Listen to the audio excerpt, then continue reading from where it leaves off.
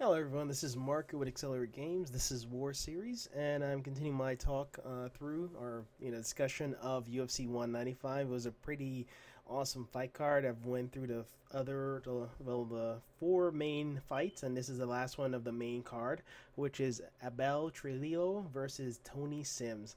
And this was actually another quick fight. I think the other fight that ended pretty quick too was the actually did end quick was the steep fight versus Andre Losky that ended in 54 seconds. This one actually ended in about 2 minutes in the first round. So these are the only two fights in the main card that ended within the first round. And this was a pretty quick submission if you look at it from the perspective of Abel.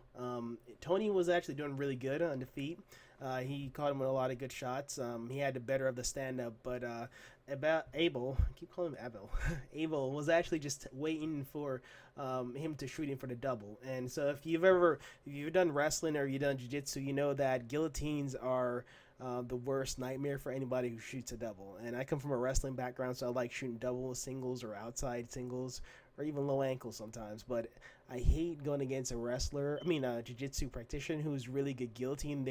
It almost nullifies your shot because you don't want to get caught in a guillotine, and that's really painful to get out of, especially if they have really strong forearms and really good grip strength. So especially in MMA where you could still hit guillotines even without gi. So Abel was able to hit it pretty good, and the cool thing is that he was able to hit it, and he also did on the butterfly guard a little bit, and then he was able to roll out and still have the guillotine in, even though he wasn't even in guard, and he actually submitted him without being in guard with a guillotine, which is pretty shows that he has some really strong grips.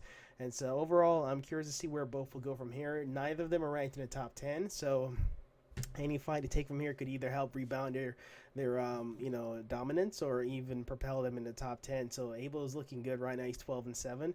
Tony is 12-3. So we'll see where to go from here. But overall, it was a pretty quick match, and for jiu-jitsu fans, they of course love seeing submissions. So guillotine all the way.